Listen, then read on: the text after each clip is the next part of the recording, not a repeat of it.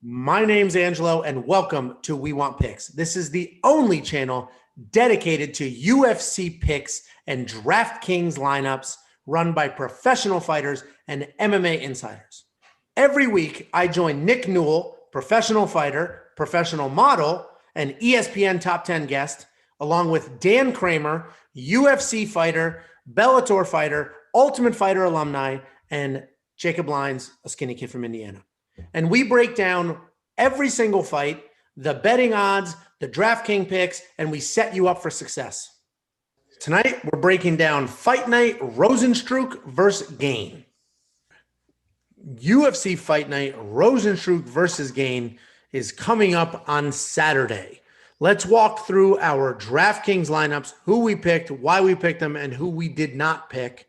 And we're going to go ahead and build those lineups on the fly. So I'm going to walk through mine because it's right here already on the screen. So for any of the individual fight breakdowns, check out those individual videos or our full card breakdown. I'm going to walk through who I picked and why very quickly.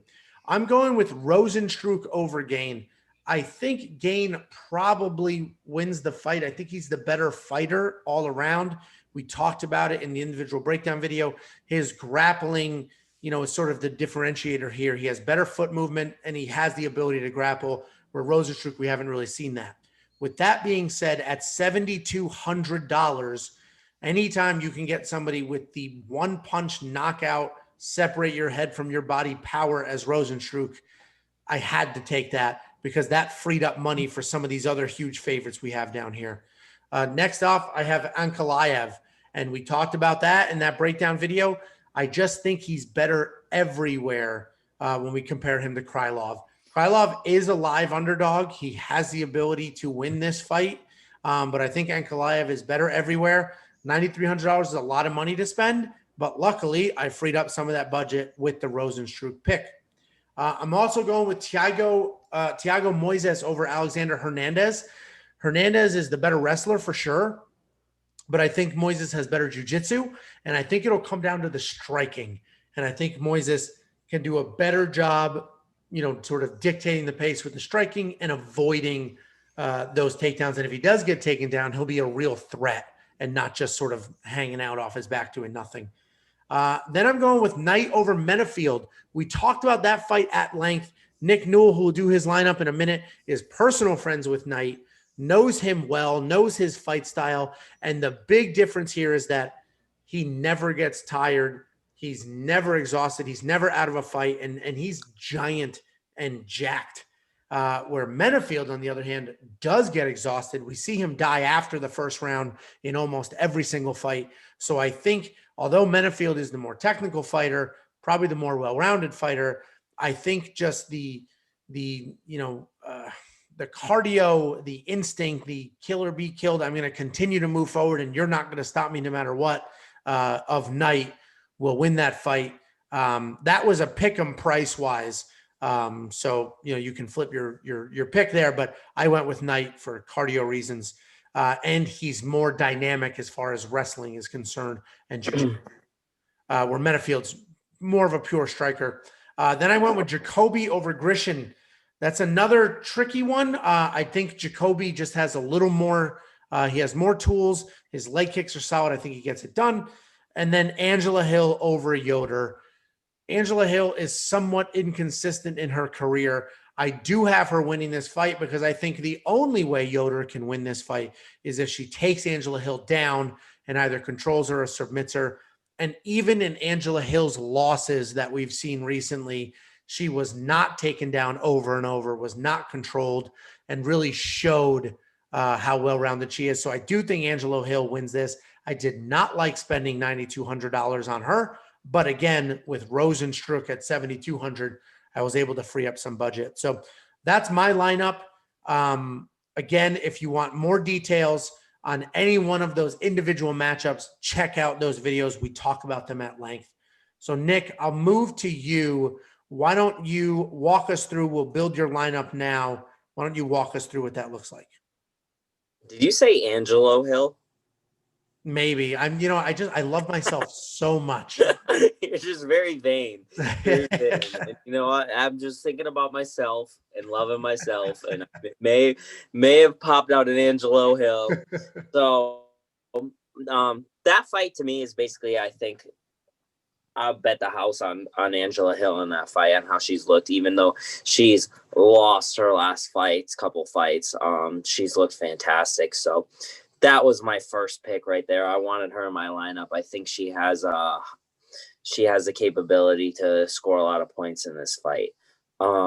Next person I went with was Bruce Leroy, Alex Caceres. I think that he loses the power aspect in this fight, but anywhere else it goes, he's better technical striker. Down the pipe, the wrestling, they kind of cancel each other out because neither's really a big-time wrestler. And I think that he has better jiu-jitsu as well. So I wanted Caceres in my lineup. Third is Alexander Hernandez. He moves really well. He gets off the line. He hits hard. He has that win over Trinaldo and Dariush. I'm confident he will win, even though I'm rooting for Moises, even if the money's on the line. I like Thiago a lot. But to be safe and as a betting man, I'm going to put Hernandez in my lineup. Another fight that I think is going to be kind of a banger is Rivera versus Munoz. I think Munoz moves forward and he throws a lot of punches, but I feel like Rivera technically is just a little bit better. So I added Rivera to my lineup. Next, I am looking at my budget and I'm kind of figuring out a way. I want to get William Knight in my lineup, but I can't really swing it. I picked two dogs that I think are very live. Krylov coming off the win over Johnny Walker, who is a very hot prospect, and the split decision loss to Glover Teixeira, which I thought he lost, but I'm also biased. I love Glover.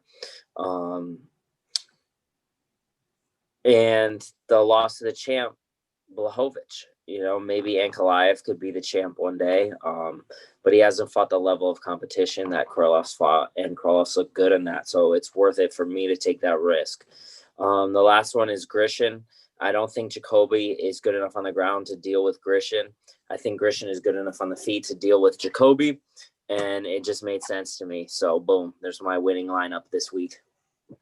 So you and I are heads up on a lot of these. The one that really sticks out to me is the Thiago Moises versus Alexander Hernandez fight.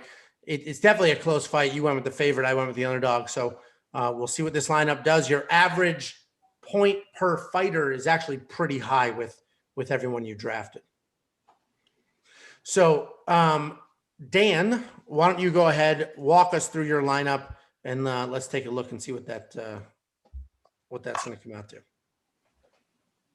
I got a little predicament here. I got to be honest. Until we get those that Oliveira Ramazan numbers, that could change a lot because that fight is interesting to me, especially that Oliveira's come out as the underdog.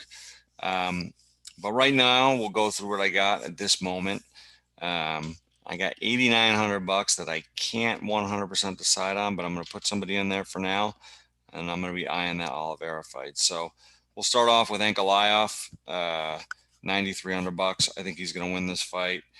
Like I said, I think this guy is a contender and could be one day could be a champion. I think he's going to be a little bit better everywhere against, and also very good and tough Krylov. Then I got Kevin Kroom. As long as he changes that picture, I will keep him in my lineup for probably a lot of fights. I think he's going to be much improved this fight. He looked really good his last fight. I like his style, and I think he'll push the pace against Caceres. So for $7,400, I think he's a great value play. Then I got Jacoby over Grishin. I think Jacoby's just a younger, more athletic, better kickboxer, and I think he's going to win this fight in the stand-up. Then I got one of my more risky picks, Menafield over Knight.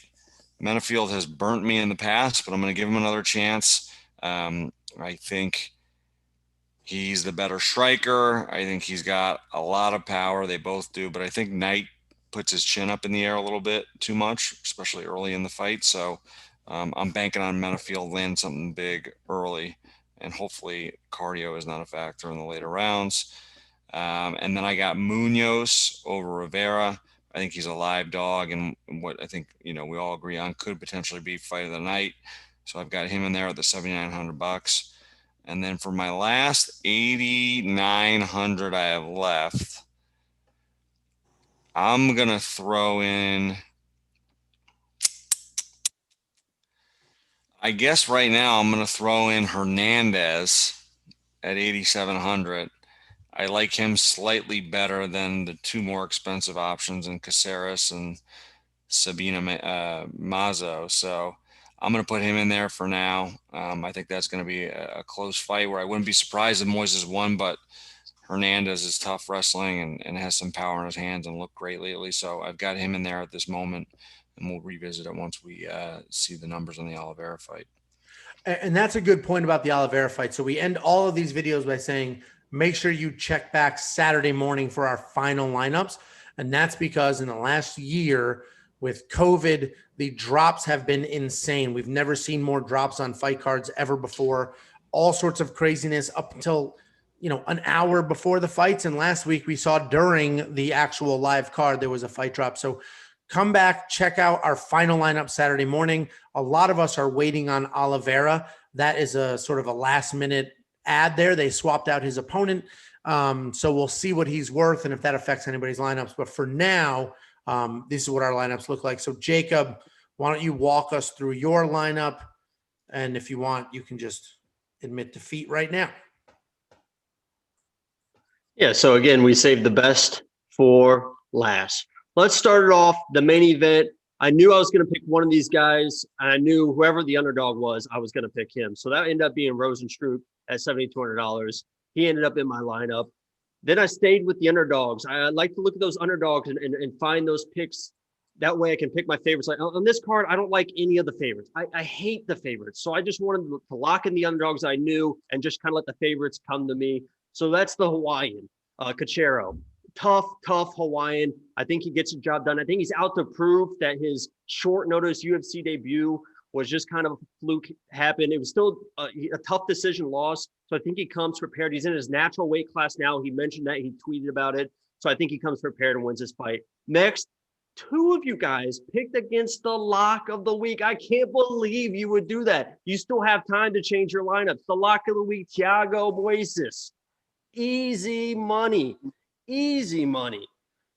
Alexander Hernandez is just such a tool. And all I ask, Alex, is you show up. The last lock of the week, I know you're watching right now. The last lock of the week was Chaz Kelly. Emers didn't even show up, got scared. Alex, just please show up, have a good fight. Thiago wins the fight, lock of the week. So then I got you see, everyone's under eight grand right now. So now I got to go to the favorites. I go to the first favorite, Ankalaev. I think he's just better everywhere. I think he gets the job done. It's going to be a tougher fight than I think even he expects, but he still gets the win. Now we got to go to another favorite, and I hate spending this money on her, but I think there's no way she loses. It's Angela Hill.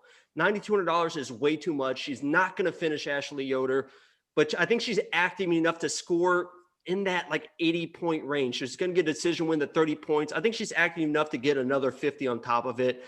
And then I was looking, again, $9,200 to spend, and I already picked against a couple of the big favorites. And I think if you're ever going to double up the main event, it's with these two gentlemen. I went with Gane. I doubled at the main event. I think they're active enough. They're not, those guys are just going to sit on one punch power. They have one punch power, but I think it's going to be kick, combos around. I think they're both active enough, and they both can. They've shown they can go to the distance before. So I have both the main events in my lineup. I don't think anyone's going to do that. So it could be an advantage for me when, not if, my underdogs win. Lock of the week, Thiago Moises for 4 in a row. Yeah, it's a doubling up the main event with heavyweight fighters is super tricky. And I'll tell you this.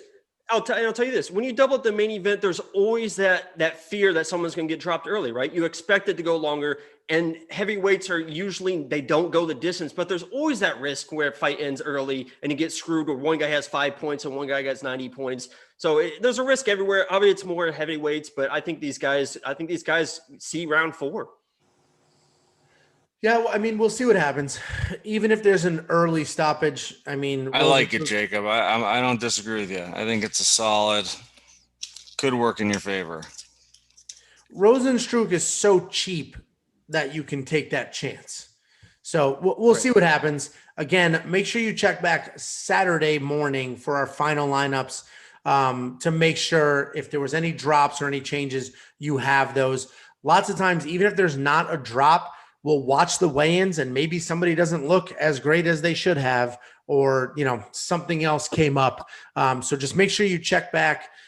In the description, we have links to all of our social media. And if you want a personal shout out from Nick Newell over here, he's on Cameo. Check him out on Cameo and get yourself a personal shout out. But let us know what you think, who you're drafting, who you're not drafting, and whose lineup you like best. We'll see you on Saturday. Enjoy the fights.